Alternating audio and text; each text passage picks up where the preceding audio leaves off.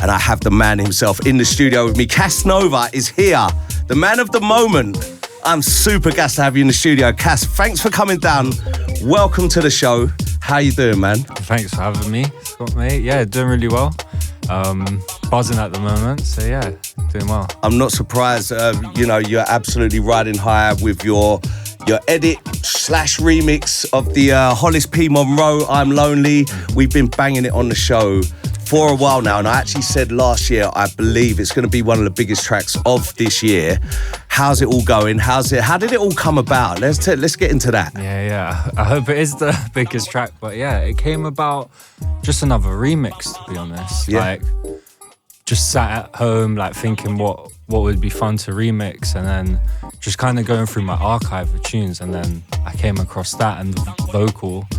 And I was like, you know what? I could like freshen this up with my own sound. Sure. So, did you was you aware of the track before? Because it's like a late 90s deep house, kind of obscure. Yeah. It's not like the most well-known record, but it's kind of like a cult record. Yeah, exactly. It's a bit of a legendary tune. So yeah. Like sort of finding that when I was in Leeds partying like 10 years ago.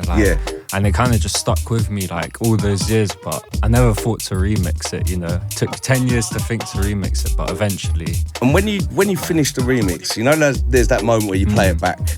Was it like, yes, we've nailed this is going to be a big track, or was it like, we'll just fling it out there and see what happens? Honestly, I didn't think it was going to do what it did, to be completely honest. I was just kind of like, I'm really glad I feel like I did it justice, but I didn't think it was like the one to get signed or anything. Yeah. It's like, obviously now officially released on Defected, correct, yeah. But they weren't the actual original label. So was it a difficult process to get it all signed up, or was it quite straightforward and fast flowing? And Nah, it was the opposite of all that. I made that tune like over a year ago now, right? And just to like sort of try and.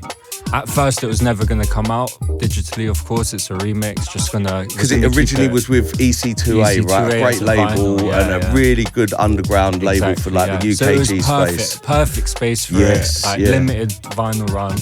But, you know, like once it was caught doing damage at like Glastonbury and all these other like sets across the world, I think it just got its own legs. So Glastonbury was kind of like your breakout moment. I remember seeing some viral clips from there, exactly. and then from there it sort of snowballed. I feel like we're in this era where labels are very much sort of tapping into these sort of unofficial edits and sort of using them. It's almost like the new sort of remix circuit is unofficial, really. Whereas before you used to just have remixes sent out to certain people, were just known as the remixers. Now it's like everyone gets a chance, and whoever does the best one might get a deal. It's a great place to be. Exactly. Now, you don't only produce, you DJ as well, and I know that you run your own events. Now, the event space is a treacherous space. How did you get into that? I think just by going out mainly and like being around DJs and like club promoters and like just chatting and like explaining my idea of how I saw like my own night going, and then you know, certain people would be interested, but to be honest, like I try and keep them like not too regular, just because it's so difficult. I noticed that they're all great events. The content and the footage looks amazing. And what music-wise, is it like an eclectic mix through the night, or is it mainly garage? No, I try and like, especially because I produce a bit of everything, a bit of house, UKG, mainly UKG though. But that's what I try and have reflected on my nights. It's like all these different genres, but still that like forward-thinking dance music. But it can be kind of like house, grime, or just trying to bring those... whatever the vibe is. And I like that. You know, it's good because you get good free-flowing night then, and it's not sort of repetition of tracks and stuff like that. Get a bit of variety when you go out as well. I like that. So you DJ, you produce, you've got the Arta events that you do.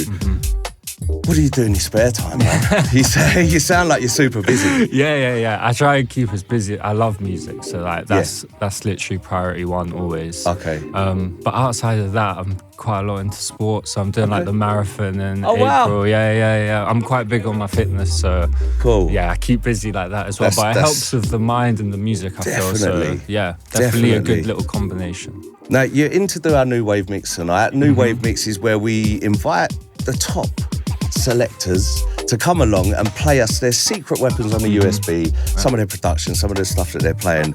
I'm really excited to hear your new wave mix tonight. I'm going to let you get set up in a minute. But before I do that, where can the listeners find you online if they want to follow your journey? Yeah, definitely. I mean, Instagram's just Casanova with 4 underscores after, and then TikTok's literally just Casanova. And then Spotify, Apple Music, that's where all the tunes are. So yeah, Casanova again. Amazing. Well, look, best of luck with the tune. I can't wait for your new wave mix. Stay locked. Casanova is in the building, and straight after this, we'll be back with the new wave mix. This is the UKG show on Kiss. Scott Garcia on Kiss.